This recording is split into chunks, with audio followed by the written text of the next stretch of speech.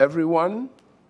As we reconvene this 9th meeting of our Joint Select Committee on the Cybercrime Bill 2017. This public hearing is being broadcast live on Parliament Channel 11, Parliament Radio 105.5 FM, and our Parliament's YouTube channel, ParlView. Might I advise members of the viewing and listening audience that you can send your comments and questions via email at parl101@ttparliament.org. Alternatively, on the Parliament's Facebook page at facebook.com/ttparliament or on Twitter at ttparliament. Might I welcome you, Mr. Wu, as representative of the UTT here with us today. And for the benefit of the record and for the benefit of the listening and viewing audience, we would like to invite you to introduce yourself as we go forward. Thank you very much. Thank you, Mr. Chairman. Thank you, committee members. I'm from UTT, head of ICT department, and director of Cybercrime Cybersecurity Institute. Today, I'm going to make a few points on the cybercrime bills. Okay, we thank you very warmly. Okay. Introduce myself for the record and for the benefit of the listening and viewing audience. I am Fitzgerald Ethelbert Hines, Member of Parliament, acting chair of this committee for today in the absence of Senator, of course, my friend, Mr. Faris Al-Rawi, who is the chairman of this committee. And I would like to invite my colleagues to introduce themselves, beginning on my left, Mr. Rambarat. Clarence Rambarat, member. Member Gopi Schoon. Good afternoon, Paul Richards, member. Good afternoon, Edmund Dillon, member. Good afternoon, Dr. Rudolph Munilal, member. Thank you very much. Might I, before we proceed, invite you to consider, Mr. Wu, that when you are about to address us, you will depress the button on the right of the instrument in front of you until the red light comes on as it is now. And when you are through, you can take it off to facilitate others making comments. Oh, okay. Yeah. Might I now invite you to make any opening remarks that you may wish in this session, please? Oh, okay. I'm going to make a few points. The first is illegal access. Illegal access, which is in clause 5. So this is the first point I would like to make. Second is illegal remainings, the clause 6. Third is illegal access without authorizations, which is clause 8. And the fourth one is illegal device, clause 11. Also, another one is identity-related offense, which is clause 15, and also would like to make a point on the exceptions to California cybercrime code. So the first one. Yes, thank you. Yeah, the first one is illegal access. So this clause, if passed as it is, it will cheer security research and also harm the Trinidad and Tobago as a potential hub for future cybersecurity industry in this region and in this country. So this bill would impede or outlaw the independent research that help keep critical infrastructure safe from intrusions. So the problem for security researchers and the cybersecurity businesses is that accessing computer networks is the very definition of their job. So cybersecurity professionals who rely on gaining access are concerned right now, right? It would enable prosecutors, organizations to pick and choose whom they want to target with the new cybercrime bills, and placing researchers and cybersecurity business stakeholders under the constant threat of prosecutions. So therefore, like Clause 5 need carve-outs or protections for cybersecurity researchers and businesses, like white hat or gray hat hackers. So this is the first point I would like to make. Yeah. The second point, which is Clause 6, illegal remainings. I feel like this clause is the extension of illegal access. Should be treated as should not be treated as a separate offense. Right? Illegal access entails illegal remainings, vice versa. See? So I'm not sure if we should remove this clause or add some exceptions or safeguards. Right? For example, right, if someone forget to log out within a limited time of allowed times, right? Like half an hour usually. If you go to some companies, they only allow you half an hour to remain in the system. If we forgot to log out, you probably go to jail for that because you're illegal remaining. Right? So this is the second point. The third point, which is access without authorization. Access without authorization. So the comments I made for Clause 5 also apply to Clause 8. But we're going to make a few more comments on top of that. So clauses which contains words like unauthorized access or access without authorizations or unauthorized access need carve-outs or protections for researchers, white hats, gray hat hackers, and legitimate cyber security businesses in Trinidad and Tobago. Now, for example, both California and North Carolina, for example, require proofs that unauthorized access was gained to devise or execute a scheme or artifice to defraud, deceive, or extort to prove guilt. So meanwhile, state of Alabama avoids broad language by outlining 8 specific cases that constitute access without authorizations as a crime.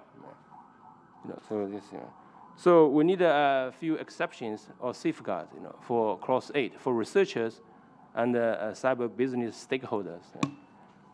The Clause 11, which is using illegal devices.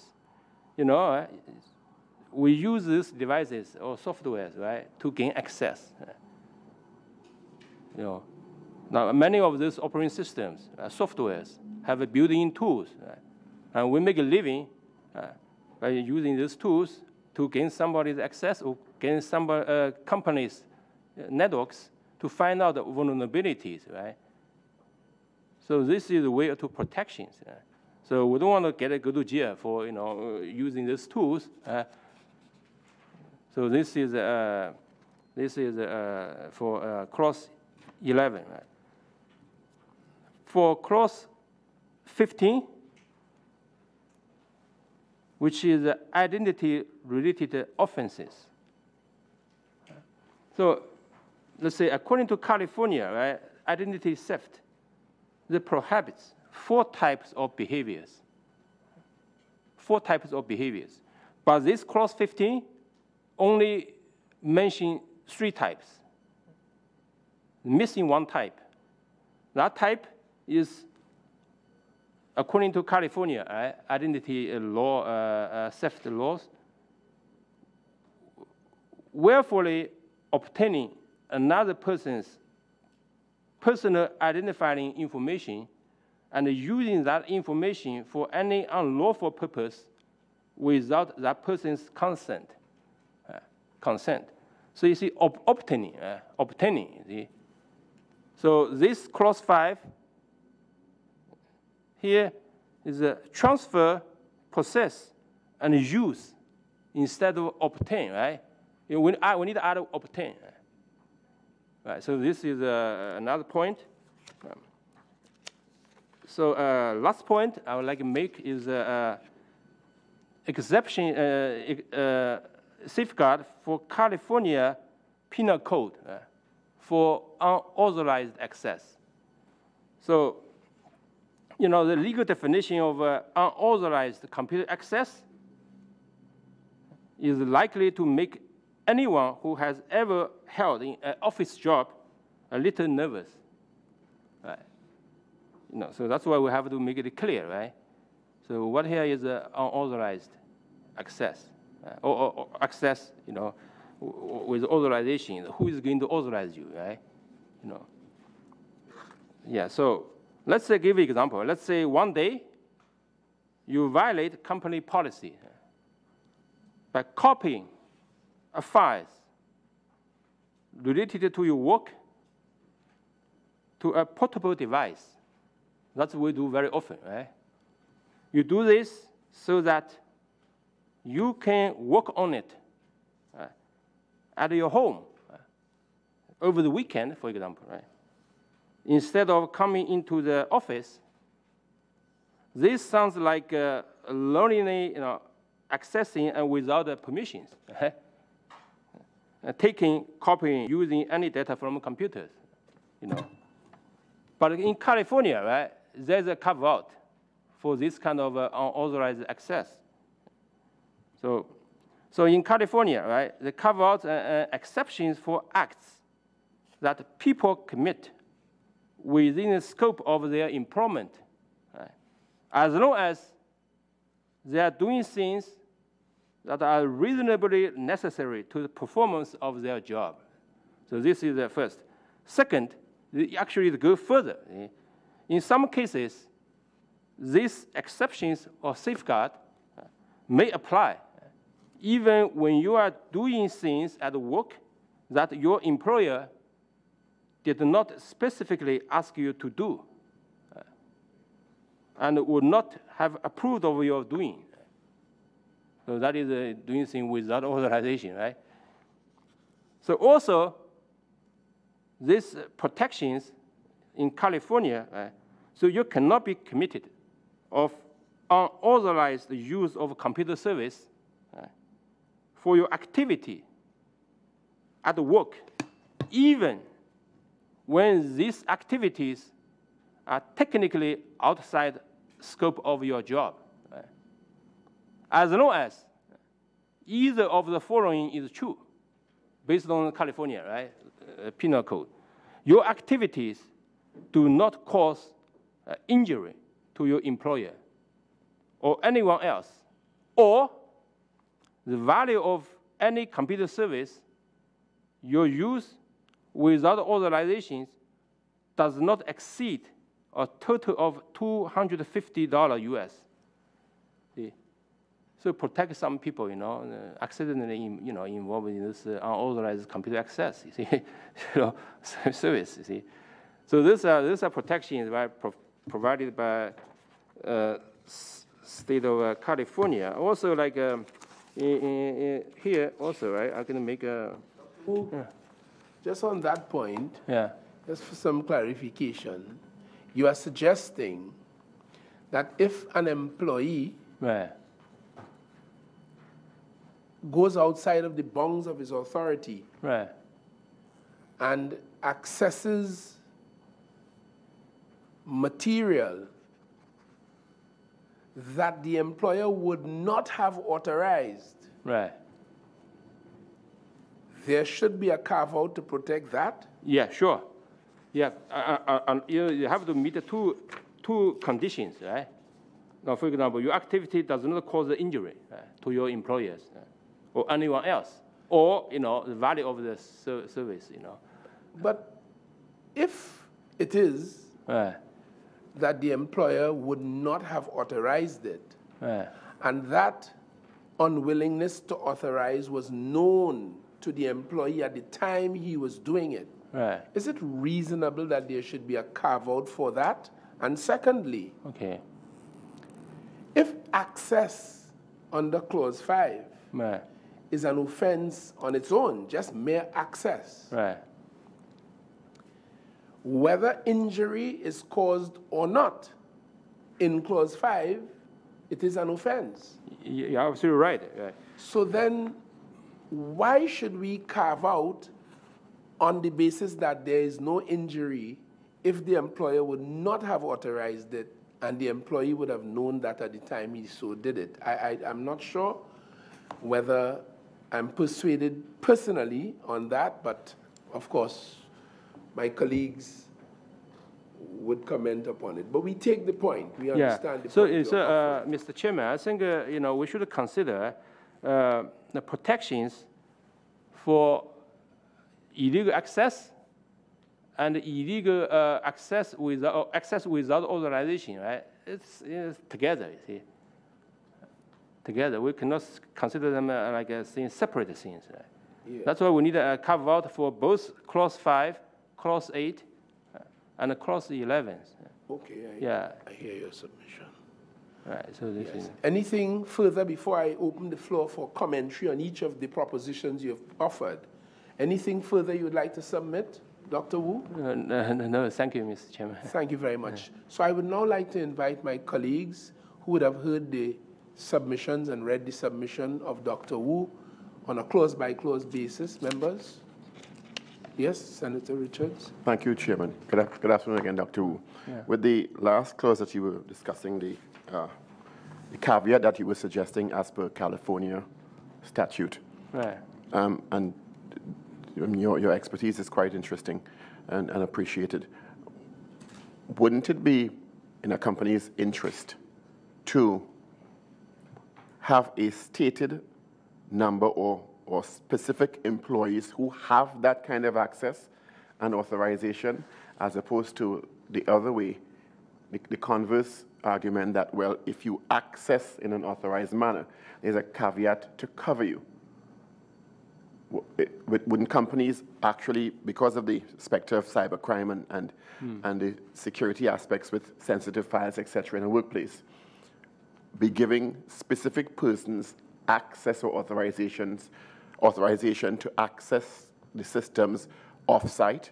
And if someone else needs access off-site, they would also to seek such authorization, as opposed to presuming it is covered by a caveat? I think I agree with you, sir. I think we should specify who have access to what. But on the other hand, we have to also protect small people, accidentally, involved in illegal access or access without authorization. So, for example, right, safeguard for authorized access could include the access is gained between members of the same household.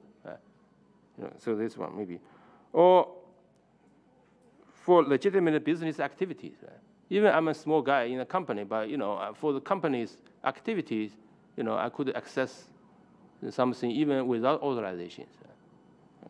For example, I give you example is like this: if someone is like a police officer who uses his work computers to obtain personal information about certain individuals, including celebrities, and maybe his ex-girlfriend, that he has no legitimate reasons to obtain.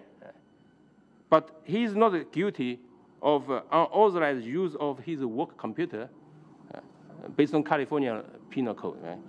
Because obtaining this kind of information about other individuals for work-related purpose was a part of his job. See? So his computer access was set up to allow him to do that. So so this example is I don't know how to. I'm not the legal person. But also, in terms of Clause 11, where you cited Clause 11(1)(a), where a person who produces, sells, procures for use, imports, exports, distributes, or otherwise makes available or has in his possession a device or computer program that is designed or adapted for the purpose of committing an offense under this act, and you cited the problems this would have if it is passed in this form, because in this instance, as you cited in your comments section, this would make most computerized software analysis and reverse engineering tools illegal. Wouldn't, in this particular case, if someone uses it for that means, and a company authorizes it, as you said, to check for vulnerabilities, right, that would be as authorized by the company. Right. So there would be no malfeasance or breach there. But if the law is applied as intended, it would not have to take into account someone who does not have authorization and is captured by the law. So in this case, I'm asking, well, what is the mischief in it as it is? Because if the persons, as you're saying, who would be hired by the company, right, to use those sorts of software in any particular case for that particular purpose, they would not be in breach of the law? Or is it that you're suggesting just the possession of that kind of software would be captured by the law, and so the person, it would be problematic in that case? I think it depends, like if the act has a malicious purpose or not, right? So you see, like everybody's software, right, like Windows has these tools or built in, even if you don't use them, it's there, Yeah, but if I have a knife at home, right, just for an analogy, right, and I don't use the knife to cause someone harm, right, having the knife would not be illegal, or under certain circumstances, in a car or in a public place, right, that can cause harm at a moment's notice. But I'm trying to figure out if it is that, in your esteemed opinion, if the law the bill as it's presented here, the clause as presented, makes it illegal, in your opinion, to even be in possession of or develop such software. And so that would have a deleterious effect on software developers who want to ply their trade in that regard in a legal manner. Well, I think, as you said, if you own a knife, right, if you don't kill people, you are legal, you see. Same thing here, Like basically, bad people or good people on the internet use basically same tool, you see. Right. So we cannot charge people because he owns these tools, Only when he performs malicious purpose. And second is like who authorized you? That is important. I can authorize anybody, Anybody can authorize me, So if I visit a new website, do I have to get authorization from that person before I can access that? So that is very serious, things. Otherwise, people are scared to go to internet, right? So your suggestion is that it should not be carte blanche or otherwise makes available or has in his possession. That's the problematic part of the clause you're seeing. No. Only when you have malicious intent.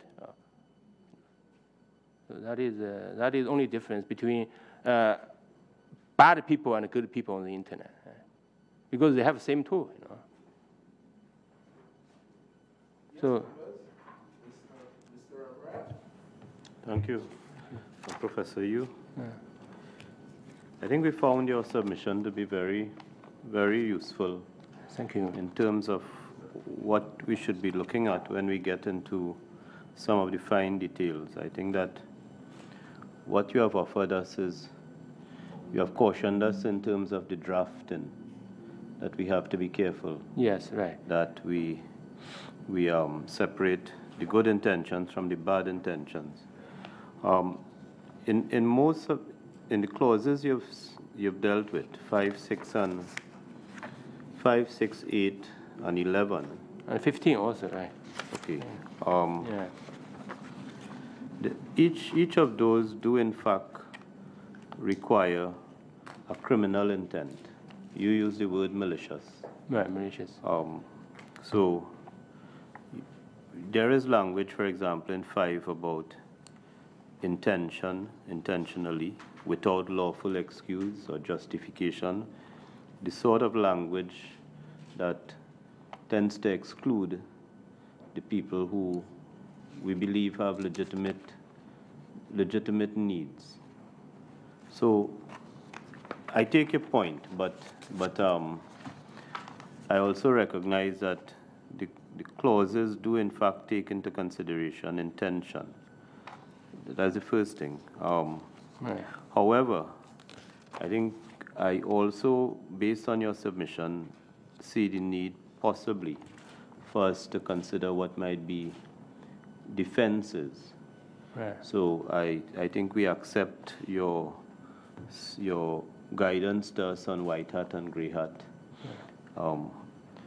And there may be need to consider whether there should be some defenses set out. Right.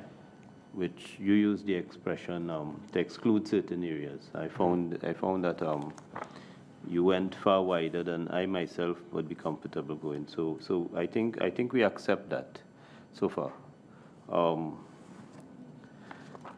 In 11.1, Right. you go into, and I think that is where Senator Richards was. You go into programs like TCP dump and Wireshark. Right. And I think that is where we get into really problematic areas, because those programs in particular are at the heart of the attacks which True. unauthorized, and they facilitate that. And as you have said, you could put them to good use and at the same time put them to bad use. Right. And it all depends on the intention. But I think when we get there, we have to be very careful. Very careful. This is, I think, is a key point. You know, for example, I use these tools very often. I use this to also teach students. You know, but it is also the favored tools of those with criminal intent. Yeah, exactly. So I thank you for your submissions, and those are the observations that I've made. And I also like to make a point is, you know, how to prove someone guilty, right? Whose responsibility, you know, to prove, right? In California, right, the prosecutor have to prove, right, you are guilty, you know. Yeah, so that is, so I think, yeah, I think that's, you see, like for identity theft, that is become a popular issue. So the clause 15, I like ask a committee to you know, to include the obtaining the personal information. I know this is, Professor, Doctor, this is largely a legal issue, but do you consider that possesses implies obtaining? No, it's different, because according to state of California definition, right, Yeah. that prohibits 4 types of behaviors. Right. The first is obtaining, right? Second is possess. Third is transfer, and also use. You know. So there is no obtaining in this here, right? So I know. I anything. understand. I've noticed we just have 3 Right. restrictions, prohibitions. Right. California has 4. 4, yes. But the point I'm making is California has obtains and possesses. Right. I am considering whether you would hold the view, or whether you're inclined to the view, that to possess, Right. you had to obtain. They are one and the same. Not necessary. For example, right? Now I obtain, right? Now I can put it somewhere. Then you know you saw it. That is possess. You know. Actually, you didn't actually actively obtain that personal information. You know?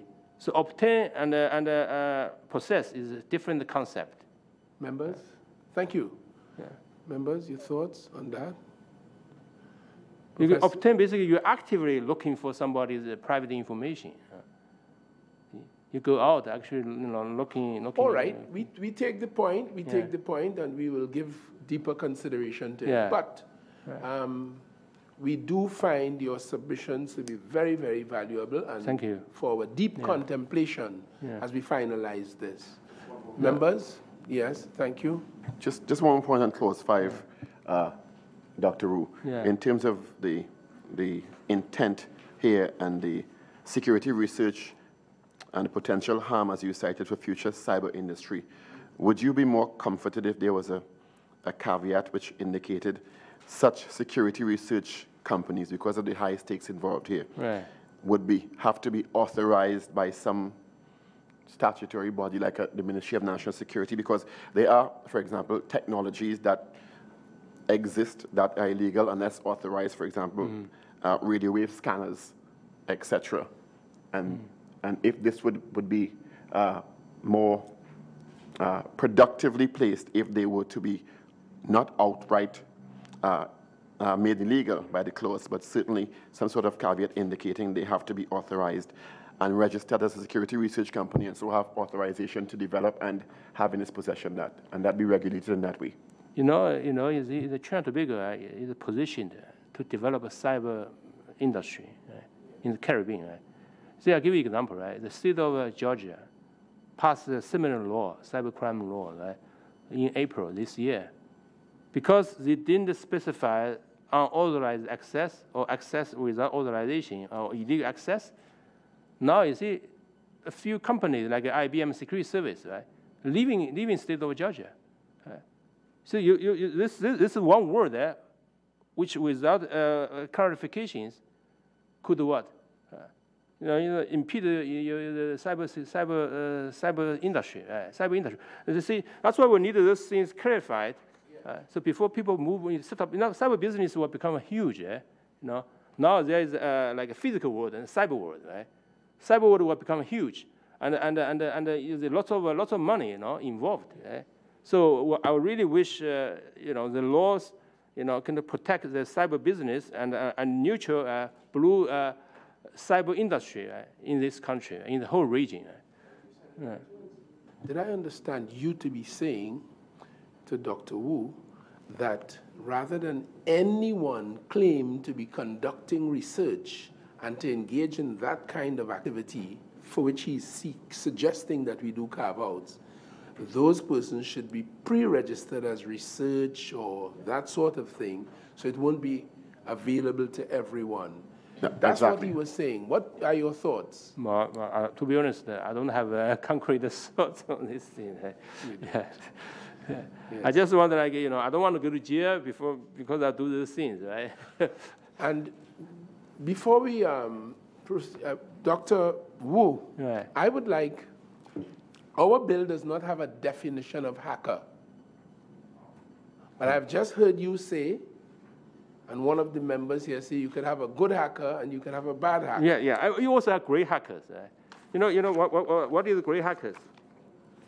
According to the definition of great hacker, the person may sometimes violate laws or typical ethical standards, but does not have a malicious intent. So white hat means good people, Protect infrastructures. Black hat means bad people. I don't like a black and white, So it's not politically correct. Yeah, it's not politically correct. I don't like that kind of word, But a gray hat, gray hat now is in danger, in danger because they could violate law, but they have no malicious intent. Yes. And the gray hat actually contribute a lot to protect countries, companies' infrastructure. Yes. Like penetration testers. Yes. Thank you very much. Thank you. And members, well, we have heard and we understand fully the submissions of Dr. Wu. Is there any other matter we'd like to raise with him? In which case, on behalf of this committee, we would like to thank you very profusely for your submissions and for your elucidation of them today. We are clear about your suggestions, and it now gives us a platform to consider these matters as we finalize the terms of the cybercrime bill. So we'd like to thank you very much and bid you a safe and return to your workplace. Thank you, Mr. Thank Chairman. you very, very much. Is there anything you'd like to say in closing with us? Okay, I just thank you very much, Mr. Chairman. Thank you very much, committee members, for having me here. Thank you very much. The pleasure was indeed ours. Thank you. Thank you very much. All right, members, just let's suspend this public hearing to permit Dr. Wu's mission from the room. Thank you very much.